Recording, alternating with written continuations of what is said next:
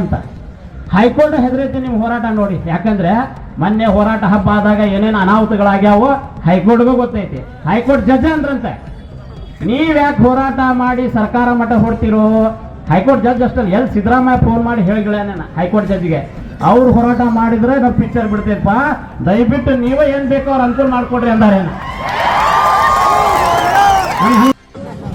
ನನಗೆ ಇವತ್ತು ಬಹಳ ಖುಷಿನಾಗ್ತಾ ಇದೆ, ಬಹಳ ದುಃಖನಾಗ್ತಾ ಇದೆ.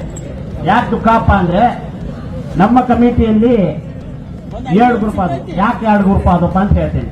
ಒಂದು ಬಸಣ್ಣನ ಗ್ರೂಪ್, ಇನ್ನೊಂದು ನಮ್ಮ ದಿಳಪ್ಪಣ್ಣನ ಗ್ರೂಪ್. ಬಸಣ್ಣ ನಾವು ಎತ್ತುಗಳನ್ನು ತಂದೆ ಹೋರಾಟ ಮಾಡ್ತೀವಿ ಅಂತ, ದಿಳಪ್ಪಣ್ಣ ತಡೀರಿ ಬೇಡ, ಯಾಕೆ ಪೊಲೀಸ್ ಇಲಾಖೆದವ್ರು ಹೇಳ್ತಾ ಇದಾರ, ಅವ್ರ ಮಾತು ಕೇಳೋಣ, ಅವ್ರ ಗೌರವ ಕೊಡೋಣ, ಕಾನೂನು ಗೌರವ ಕೊಡೋಣ.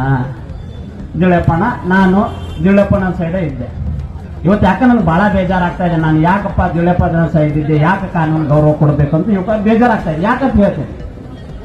ಯಾಕಪ್ಪ ಅಂದ್ರೆ 4 ರಿಂದ 5 ದಿವಸದಿಂದ ನಮ್ಮ ಬಸಣ್ಣ ಅವ್ರಿಗೆ ಏನ್ ತಿಳ್ತ ಎಲ್ಲ ಮಾಡ್ದ.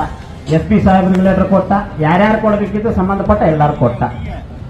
SP ಸಾಹೇಬ್ರದಿಂದ ಹಿಡಿದು ಎಲ್ಲಾ ಜಿಲ್ಲಾಡಳಿತ ಪೊಲೀಸರು ಎಲ್ಲಾರ್ದ ನಿದ್ದೆ ಕೆಲಸ 15 ದಿವಸದಿಂದ 15 ದಿವಸದಿಂದ ಮಲ್ಕೊಂಡಿಲ್ಲ ಅವರು.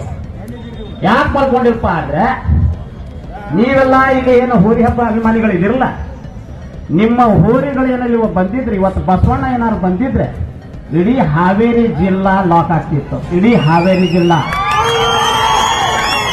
ಅವ್ರಿಗೆ ಟ್ರಾಫಿಕ್ ಜಾಮ್ ಆಗ್ತಿತ್ತು. ಹೆಂಗ ನಂಜುಂಡಸ್ವಾಮಿ ಅವರು ವಿಧಾನಸೌಧ ಜಾಮ್ ಮಾಡಿದ್ರಲ್ಲ, ಅದೇ ರೀತಿ ಹೋರಾಟ ಆಗ್ತಿತ್ತು. ನನಗೆ ಸ್ವಲ್ಪ ಸಂದೀಪ್ ಸರ್ ಮೇಲೆ ಬೇಜಾರೈತಿ. ಯಾಕಪ್ಪ ಅಂತ ಹೇಳ್ತೀನಿ.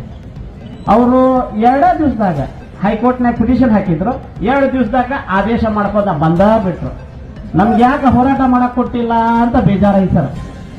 ಹೌದು, ಯಾಕಂದ್ರೆ ಈ ಬಸವಣ್ಣನ ಶಕ್ತಿ ಏನೈತೆ ಅಂತ ನಾವು ಇಡೀ ರಾಜ್ಯ ಸರ್ಕಾರಕ್ಕೆ ತೋರ್ಸಕ ನಾವೆಲ್ಲ ಸಿದ್ಧತೆ ಮಾಡಿದ್ವಿ. ಆದ್ರೆ ಇವತ್ತು ನೀವೇನು ಬಸವಣ್ಣ ಬಂದಿಲ್ಲಲ್ಲ, 10 ಸಲ